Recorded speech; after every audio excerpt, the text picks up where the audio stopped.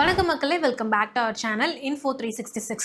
ரீசெண்டாக ஜூன் 1 திமுகவோட பொதுக்குழு கூட்டம் ரொம்ப பிரம்மாண்டமாக நடந்திருந்தது.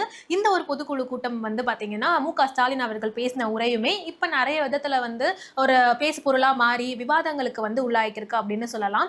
ஏன்னா அவர் அந்த ஒரு பொதுக்குழு கூட்டத்தில் நிறைய விஷயங்கள் பேசியிருந்தாரு. ஸ்டில் 234 தொகுதிகள்லையுமே 11 மாதங்கள்ல 11 வியூகங்கள் அப்படின்ற ஒரு விஷயம் அவரோட உரையில இருந்து பார்க்கலாம். அப்படி அந்த 11 வியூகங்களையுமே திமுக ப்ராப்பரா எக்ஸிக்யூட் பண்ணி அதை சக்சீட் பண்ணிட்டாங்க அப்படின்னா 2026 தேர்தல்லையுமே திமுக தான் ஆட்சியை பிடிக்கும் அப்படின்றதுல ரொம்ப ஸ்ட்ராங்கான ஒரு ஹோப்ல இருக்காங்கன்னு சொல்லலாம். அது என்னங்க 11 வியூகங்கள், அது என்ன அப்படின்றதையும் அதோட பின்னணியில இருக்கக்கூடிய விஷயங்கள் என்ன அப்படின்றதெல்லாம் தான் இந்த வீடியோல நம்ம டீடைல்டா பார்க்க போறோம். இந்த மாதிரி ரெகுலரான இன்ட்ரெஸ்டிங் அண்ட் இன்ஃபர்மேட்டிவ் கண்டென்ட்ஸ் தெரிஞ்சுக்கணும் அண்ட் உங்களுக்கு நடக்கக்கூடிய விஷயங்கள்ல ஏதோ ஒரு விஷயத்தை பத்தி தெரிஞ்சுக்கணும்னு நினைக்கிறீங்க அப்படின்னா அதை கமெண்ட் பாக்ஸ்ல கமெண்ட் பண்ணுங்க. அதுக்கான டீடைல்டு வீடியோ நாங்க உங்களுக்கு கொடுக்குறோம். இப்போ இந்த வீடியோக்குள்ள போலாம். இது இன்ஃபோ 366. நம்ம மிஷன் இம்பாசிபிள்லாம் கேள்விப்பட்டிருப்போம். பட் ஸ்டில் திமுக பார்த்தீங்கன்னா இப்போ மிஷன் 200 அப்படின்னு ஒரு பயங்கரமான பிளானிங்கை எக்ஸிக்யூட் பண்ணோம். அதில் 2026 நம்ம தான் மறுபடியும் ஆட்சியை பிடிக்க போகிறோம் அப்படின்றதுல ரொம்பவே கான்ஃபிடென்ட்டாக இருக்காங்க. அப்படி தான் ரீசெண்டாக மதுரையில் நடந்த திமுகவோட ரொம்ப பிரம்மாண்டமாக நடந்த பொதுக்குழு கூட்டம்ல பார்த்தீங்கன்னா இதை மொத்தமாக ஆர்கனைஸ் பண்ணது அப்படின்றது அமைச்சர் மூர்த்தி அவர்கள் தான் இந்த ஒரு ஓவரால் பொதுக்கூட்டத்தை ஆர்கனைஸ் பண்ணியிருந்தார். எஸ், அஃப்கோர்ஸ் மற்ற அமைச்சர்கள் அண்ட் மற்ற அணியில் இருக்கக்கூடிய நிர்வாகிகள் எல்லாருமே அவர் கூட சேர்ந்து இந்த ஒரு பிரம்மாண்டமான பொதுக்குழு கூட்டம் தான் நடத்தியிருந்தாங்க அப்படின்றதுதான் உண்மை. இந்த ஒரு பொதுக்குழு கூட்டத்துல பாத்தீங்கன்னா திமுக தலைவர் மு.க. ஸ்டாலின் அவர்கள், நம்ம தமிழ்நாட்டோட முதலமைச்சர் மு.க. ஸ்டாலின் அவர்கள் பல வியூகங்களையுமே பல பிளான்ஸையுமே பாத்தீங்கன்னா எக்ஸிக்யூட் பண்ணும் அப்படின்றதுக்கான ஒரு விஷயத்த சொல்லியிருந்தாரு. அதுல அவரோட ஸ்பீச்ல ஓவராலா நம்ம எடுத்து பார்த்தோம் அப்படின்னா 234 தொகுதியிலையுமே 11 மாசங்கள், அதாவது அடுத்து வரக்கூடிய 11 மாதங்கள்ல 11 வியூகங்கள். இந்த ஒரு 11 வியூகங்களை திமுக எக்ஸிக்யூட் பண்ணிட்டாங்க அப்படின்னா அடுத்த 2026 தேர்தலையுமே திமுக தான் ஆட்சியை பிடிக்கும் அப்படின்றதுல எந்த ஒரு டவுட்டுமே இல்லை அப்படின்னு பயங்கர கான்பிடென்ட்டா இருக்காங்க. அது என்ன 11 வியூகங்கள் அப்படின்னு பார்த்தோம்னா முதல் 5 எதை டார்கெட் பண்ணி இருக்கு அப்படின்னா பிஜேபி மத்திய அரசை டார்கெட் பண்ணி தான் முதல் 5 வியூகங்களுமே இருக்கு. அந்த 5 வியூகங்கள்ல முதல் வியூகம் என்ன அப்படின்னா விசாரணை அமைப்புகளை தவறா பயன்படுத்தக்கூடாது. அதாவது மத்திய அரசு விசாரணை அமைப்புகளை தவறா பயன்படுத்தக்கூடாது அப்படின்னும் தமிழ்நாட்டுக்கு நிதியை தராம இருக்கிறது நியாயமா, இந்த தமிழ்நாட்டுக்கான நிதிகளை மறுப்பதா அப்படின்ற ஒரு விஷயம். அண்ட் டெல்லிக்கு எப்பவுமே தமிழ்நாடு கட்டுப்படாது. அதாவது திமுகவோட ஸ்டைல்ல அப்படி சொல்லணும் அப்படின்னா எப்பவுமே திமுக டெல்லிக்கு அவுட் ஆஃப் கண்ட்ரோல் தான் அப்படின்றத மறுபடியும் ஒரு முறை பாத்தீங்கன்னா மு.க. ஸ்டாலின் அவர்கள் பதிவு பண்ணியிருந்தாரு. அடுத்து என்னன்னு பாத்தீங்கன்னா வக்ஃப் திருத்த சட்டத்தை கைவிட வேண்டும் அப்படின்ற மாதிரியான 27 தீர்மானங்களையுமே பாத்தீங்கன்னா இந்த ஒரு பொதுக்குழு கூட்டத்துல தீர்மானங்களா எடுத்திருந்தாங்க. அடுத்து முக்கியமான ஒரு விஷயம் ஏடிஎம்கே அண்ட் பிஜேபி இந்த ரெண்டு கட்சிகளோட கூட்டணியை பாத்தீங்கன்னா தகர்த்தணும், அந்த ஒரு கூட்டணியை பாத்தீங்கன்னா வென்றெடுக்கணும் அப்படின்றதுதான் திமுகவோட முக்கியமான ஒரு விஷயமா இருந்தது. இந்த முதல் 5லயுமே மத்திய அரசு அண்ட் ஏடிஎம்கேவை பாத்தீங்கன்னா அவங்கள டார்கெட் பண்ணி இருந்த ஒரு விஷயமா இருந்தது. அடுத்த 6வது விஷயம் என்ன அப்படின்னா 30% புது வாக்காளர்களை கட்சிக்குள்ள கொண்டு வரணும்.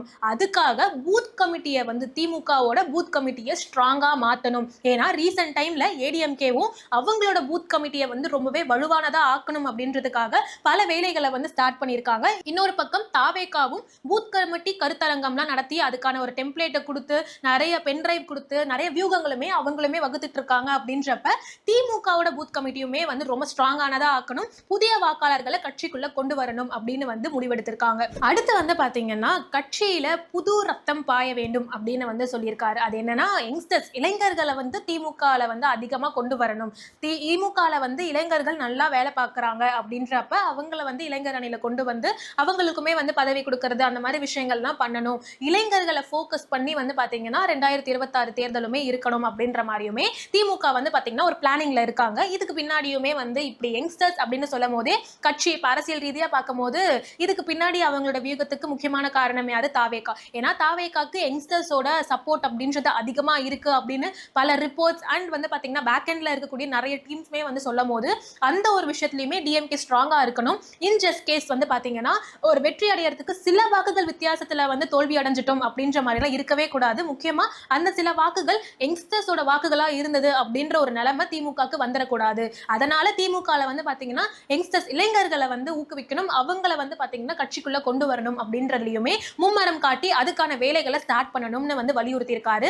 இதுக்கு பின்னாடியுமே வந்து தாவேகாவோட தலைவர் விஜய் அவர்கள் தான் இருக்காரு. இன்ஃபேக்ட் அவங்க மதுரையில வந்து பாத்தீங்கன்னா மாநாடு நடத்தினதுக்கு பின்னாடியுமே தாவேகா விஜய் அவர்கள் தான் இருக்காரு அப்படின்ற மாதிரியுமே ஒரு டாக் இருக்கு. ஏன்னா ஆல்ரெடி மதுரையில வந்து அவர் போயிருந்தப்ப அங்க என்ன நடந்தது அப்படின்றதெல்லாம் நம்மளுக்கு தெரியும். அடுத்து அவரோட பிரச்சாரம் அப்படின்றது, அதாவது அவரோட மக்கள் சந்திப்பு அப்படின்றது மதுரையில தான் இருக்க போகுது.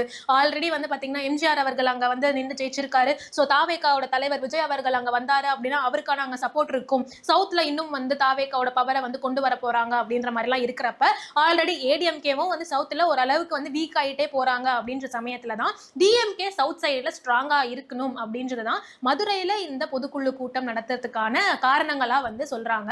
அடுத்து இந்த யூகங்கள் பத்தி வரும்போது அடுத்து இருக்கக்கூடிய வியூகங்கள் என்ன அப்படின்னா, ஆல்ரெடி திமுகல 23 அணிகள் வந்து இருக்கு. இப்ப புதுசா 2 அணிகளை வந்து இணைச்சிருக்காங்க.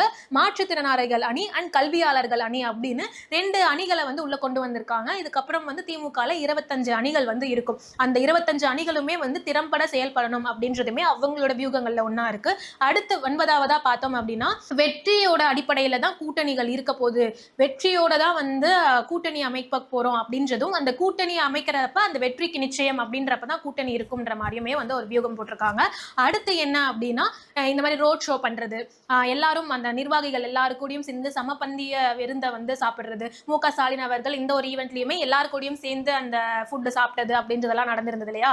இதெல்லாம் பார்த்து இப்ப இருக்க நிறைய பேர் வந்து தாவேகாவோட விஜய் அவர்கள் ஸ்டைலையே வந்து ஸ்டாலின் அவர்கள் ஃபாலோ பண்றாரு அப்படின்ற மாதிரிலாம் ஒரு டாக் இருந்தது. ஆனா இன்னொரு பக்கம் நிறைய பேர் என்ன சொல்றாங்க அப்படின்னா, மோடியோட ஸ்டைல தான் வந்து ஸ்டாலின் அவர்கள் ஃபாலோ பண்றாரு, இந்த ரோட் ஷோ பண்றதெல்லாம் மோடி அவர்கள் பண்றதுதான், அது மட்டும் இல்லாம மனதின் குரல் மாதிரியும் வந்து ஸ்டாலின் வந்து பண்ணிட்டு இருக்காரு, சோ இதெல்லாம் வந்து மோடியோட ஸ்டைலையுமே அவர் கொஞ்சம் ஃபாலோ பண்றாரு அப்படின்ற மாதிரி வந்து ஒரு டாக் இருக்கு.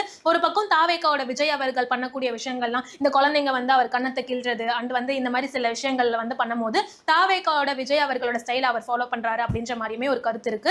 சோ மக்களோட ஒன்றிணைஞ்சு இருக்கக்கூடியவர் தான் ஸ்டாலின் அப்படின்றத காட்டுற மாதிரி தான் அவரோட இந்த விஷயங்கள்லாம் இருக்குன்னு ஓவராலா வந்து வியூகங்கள் இருக்கு. கடைசியா தேமுதிக கேப்டன் விஜயகாந்த் அவர்கள் இறந்துட்டார் இல்லையா, அதுக்காக இரங்கல் தெரிவிச்சு வந்து பாத்தீங்கன்னா ஒரு அஞ்சலி செலுத்தியிருந்தாங்க பொதுக்குழுல. இது தேமுதிகவோட அதிமுக ஆல்ரெடி கூட்டணியில இருக்காங்க. சோ அந்த கூட்டணியில ஒரு சின்ன ஒரு விஷயம் அரசியல் ரீதியா பண்ண ஒரு விஷயம் தான் இந்த விஜயகாந்த் அவர்களுக்கு வந்து இந்த ஒரு பொதுக்குழு கூட்டத்துல இரங்கல் தெரிவிச்சதுக்கும் காரணம் அப்படின்ற மாதிரி சில அரசியல் வியூகங்கள்லாம் வந்து சொல்றாங்க.